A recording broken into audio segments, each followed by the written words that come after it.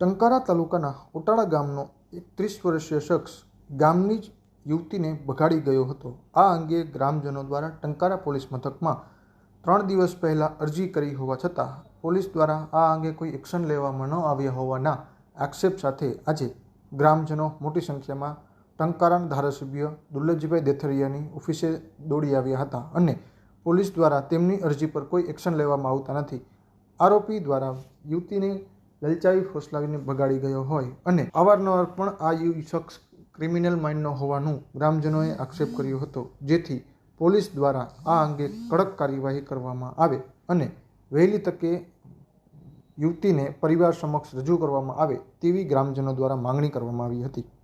ગ્રામજનોએ એવો પણ આક્ષેપ કર્યો હતો કે આ શખ્સ ભાજપનો કાર્યકર હોય અને તેના કારણે તે પોતાના પદનો દુરુપયોગ કરી યુવતીને ભગાડી ગયો હોય, જેથી પોલીસ દ્વારા તેની સામે કડક કાર્યવાહી કરવામાં આવે। અમે આપણા નેતા દુર્લભજી બાપાને એટલી અમે ફરિયાદ કરવા માટે આવ્યા છીએ, એટલી અમે અરજી કરવા માટે આવ્યા છીએ કે અમારી એક દીકરી 3 દિવસ પહેલાં ઓટાળા ગામના છોકરાને સાથે ભાગી ગઈ છે। એની અમે મિસિંગની અરજી ટંકારા પોલીસ સ્ટેશને આપી છે। આજ 3 દિવસથી અમને કોઈ પણ પ્રકારનો જવાબ મળ્યો નથી, બરાબર। તો આજે અમે વર્ષોથી આ ભાજપ સાથે સંકળાયેલા છીએ અને જે વ્યક્તિ અમારી દીકરીને લઈ ગયો છે એ પણ ભાજપનો કાર્યકર્તા છે, બરાબર છે। તો અમે આજે તન મન ધનથી ભાજપ સાથે જોડાયેલા છીએ અને અમારી આગેવાની આ બાપા કરે છે, અમારા નેતા આ બાપા છે દુર્લભજી બાપા। તો અમે એને ફરિયાદ નહીં કરીએ તો ક્યાં જશું?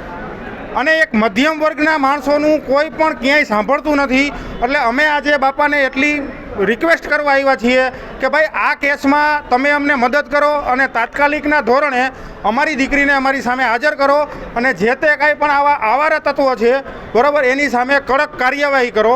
આટલી મારી આ દુર્લભજી બાપાને અને આ બધા લોકોનો ગામ લોકોનો સહકાર છે અને ગામ લોકોની એવી આશા હતી કે ભાઈ અમે તમારી સાથે આવીએ અને આપણે બાપાને મળી અને બાપાને આપણે એક રિક્વેસ્ટ કરીએ। એટલે અમે અત્યારે એટલી રિક્વેસ્ટ કરવા આવ્યા છીએ કે અમારી દીકરીને તાત્કાલિક ધોરણે અમારી સામે હાજર કરો અને એના માટે જે કાંઈ પણ પગલાં લેવા પડે કાયદાકીય રીતે અમે કાયદાના વિરુદ્ધમાં જઈ અને કોઈ પણ કામ કરવા માગતા નથી।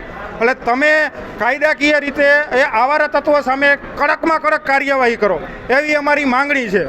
એ ઓટાળા ગામનો જ વતની છે અને બેચરભાઈ ઘોડાસરા એનું નામ છે, બેચરભાઈ મગનભાઈ ઘોડાસરા, બરાબર છે। અને એ ભાઈના અગાઉ પણ એવા કેસ છે જે મને ખ્યાલ નથી, પણ મને આ 3 દિવસમાં જાણવા મળ્યું છે કે આ ભાઈનો રેકોર્ડ ક્રિમિનલ છે, બરાબર। તો આની સામે કડકમાં કડક કાર્યવાહી કરો એવી અમારી માંગણી છે।